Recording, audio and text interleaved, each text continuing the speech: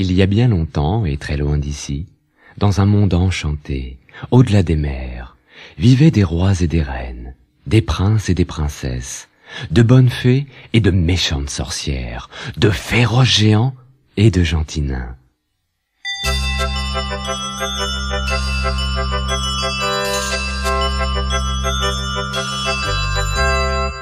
Ouvre ton album, écoute bien et rejoins toi aussi le monde magique d'Il était une fois.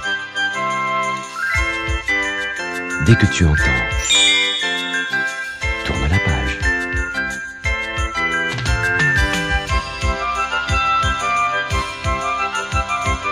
La chose la plus incroyable.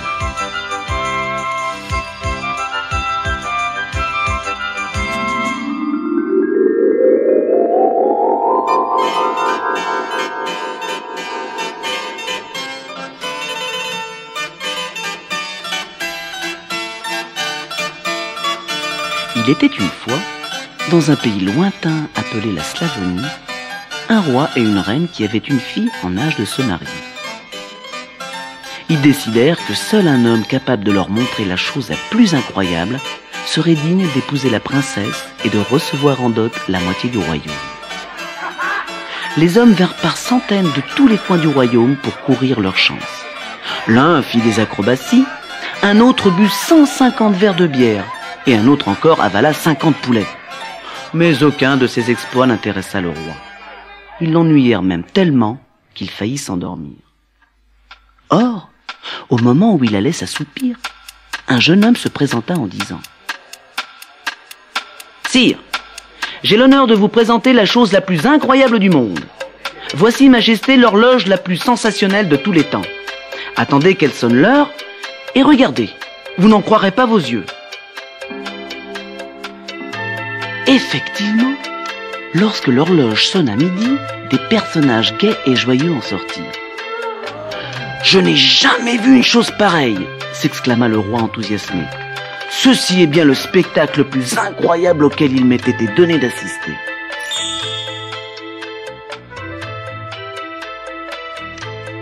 L'histoire ne faisait que commencer.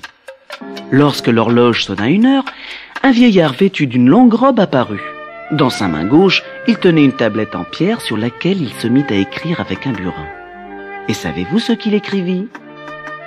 Des règles de vie, des préceptes, des commandements. La foule fut prise d'étonnement, tant ces préceptes étaient sages et justes. Lorsque l'horloge sonna 2 heures, on vit apparaître Adam et Ève dans le jardin d'Éden. Ils étaient heureux et vivaient sans travailler, cueillant des fleurs et jouant à cache-cache derrière les arbres. Ils ne portaient pas de vêtements. À quoi bon, le soleil était si doux. La foule fut ravie. « Jamais on n'a vu une chose aussi incroyable !» murmuraient les gens ébahis. L'horloge sonna 3 heures. Et cette fois, ce furent les 3 rois mages qui apparurent. Ils portaient de longs manteaux brodés et sur la tête une couronne en or. Chacun tenait dans les mains un présent. « J'offre un coffre rempli d'or !» dit le premier. « Moi, un coffre rempli d'encens !»« Et moi, un coffre plein de myrrhe !» dit le troisième. Quand l'horloge sonna 4 heures, les 4 saisons se présentèrent au public. Printemps tenait dans sa main un rameau de jeunes feuilles sur lequel était perché un coucou. Été tenait un épi de blé avec à son extrémité une sauterelle. Automne était couronné d'un nid vide, et hiver était accompagné d'un vieux corbeau croissant.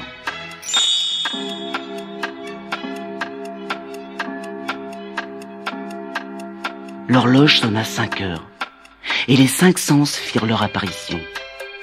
La vue était un opticien qui polissait des verres de lunettes. Louis était forgeron et fabriquait des casseroles. L'odorat était une jeune marchande de fleurs délicieusement parfumée. Le goût était un gros cuisinier qui préparait de la soupe dans une marmite fumante. Le toucher était un grand homme sérieux qui gardait sa tête et son corps bien cachés sous une longue cape noire.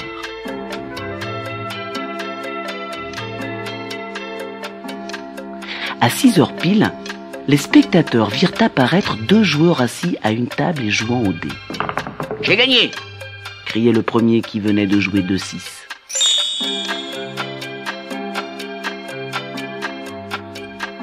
sur le coup de 7 heures, 7 personnages sortirent de l'horloge en disant « Bonjour, bonjour, nous sommes les 7 jours de la semaine !» La foule était muette d'admiration. Samedi était un petit garçon sympathique et joyeux qui portait dans ses bras un tonneau d'argent. Dimanche avait un visage rayonnant de bonheur comme un soleil. Lundi était un homme sévère, protégé par une armure et tenant une hache. Malheureusement, personne ne put distinguer les autres jours qui ne dirent pas un mot.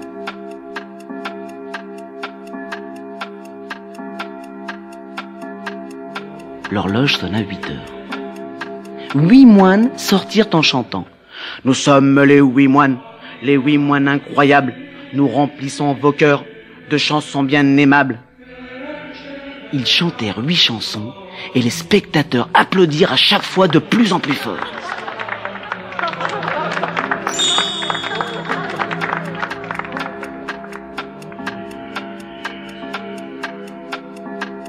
À 9 heures, apparurent les 9 muses. C'étaient 9 sœurs venues tout droit de la Grèce antique. La première savait tout sur la lune et les étoiles. La deuxième guérissait toutes les maladies avec des pommades magiques. Les 7 autres étaient des artistes. L'une joua la comédie, une autre un instrument de musique, une autre récita des vers.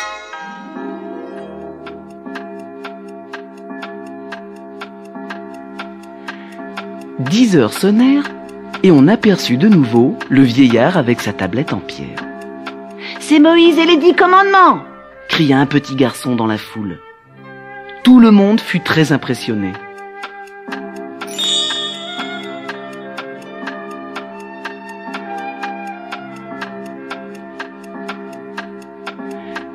À 11 heures, des jeunes filles et des adolescents sortirent de l'horloge en dansant.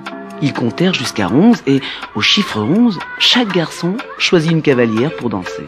« Allons danser avec eux !» suggéra quelqu'un dans la foule. La cour du palais se transforma aussitôt en salle de bal. Tout le monde chantait et dansait.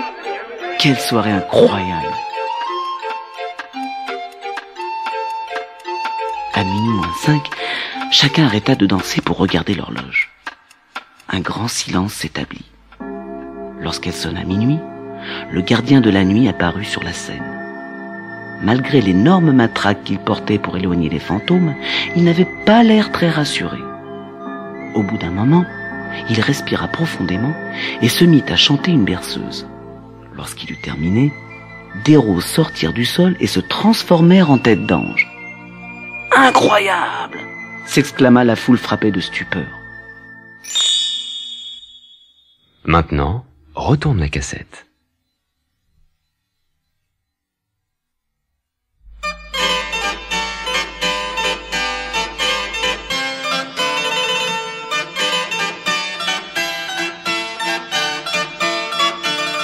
Le roi et les membres du jury reconnurent que l'inventeur de cette horloge leur avait effectivement montré la chose la plus incroyable du monde.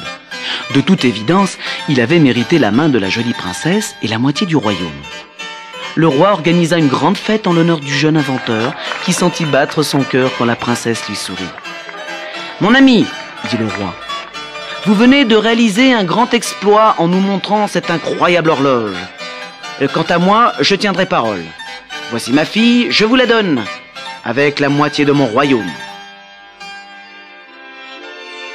Le jeune homme fit un pas en avant pour embrasser la princesse. « Je suis l'homme le plus heureux au monde, » lui dit-il tout bas.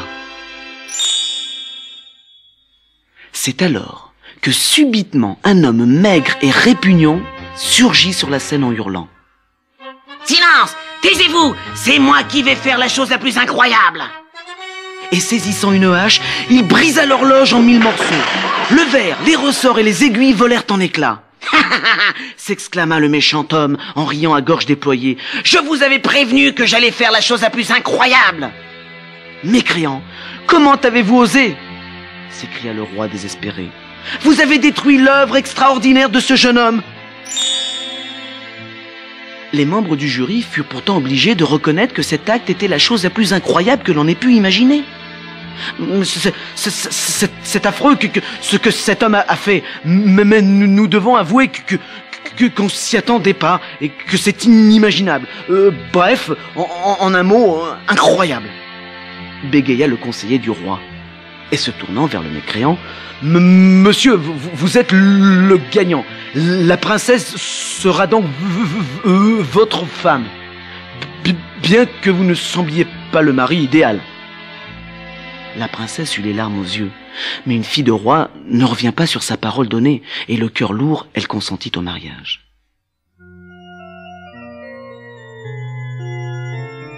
La cérémonie ne fut pas très gaie. Chacun se lamentait devant ce couple si mal assorti, une princesse si belle épousant un mécréant. Les invités se forcèrent néanmoins à sourire lorsque le futur époux conduisit la princesse devant l'autel. À ce moment précis, les grandes portes de l'église s'ouvrirent avec fracas. Les ressorts, les aiguilles et tous les personnages de l'horloge se ruèrent vers l'autel et vinrent se placer entre les futurs époux. Vous pensiez vous être débarrassé de nous, mais vous aviez tort, dirent les personnages en gesticulant. Ils ligotèrent le mécréant, puis passèrent à l'action. Et en un tour de main, toutes les pièces de l'horloge se rangèrent à leur place comme dans un puzzle. L'horloge sonna 1 heure, et Moïse en sortit avec ses tablettes. Voilà Adam et Ève, les 3 rois mages, les 4 saisons, 5 heures, 6 heures, 7 heures, 8 heures, 9 heures, 10, 11, 12, jusqu'à ce que tous les personnages incroyables aient fait leur apparition. Ils se tournèrent alors vers le méchant homme d'un air menaçant, mais celui-ci haussa les épaules en ricanant. Vous ne pensez tout de même pas que je vais me laisser impressionner par des marionnettes? Et il fit un pas pour s'avancer vers la princesse. Le gardien de nuit qui était sorti le dernier s'approcha alors de lui et vlan l'assomma d'un grand coup de matraque. « Bravo, bien joué !» crièrent les invités. Le roi ordonna aux membres du jury d'aller immédiatement chercher le jeune inventeur de l'horloge. Le fait que cette horloge se soit réparée toute seule est encore plus incroyable que l'audace du mécréant qui a osé la casser, déclarèrent les membres du jury à l'unanimité.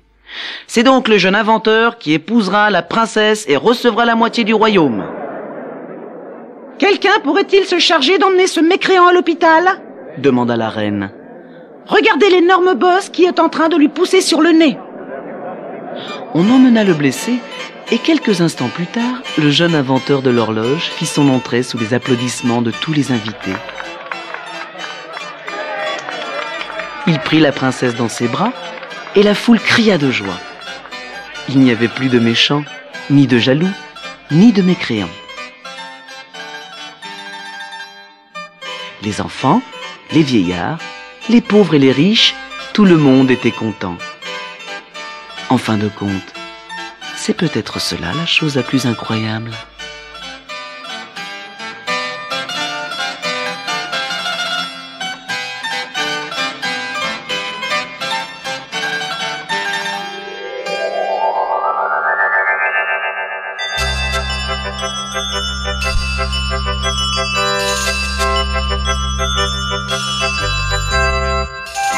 N'oublie pas ton prochain rendez-vous avec Il était une fois.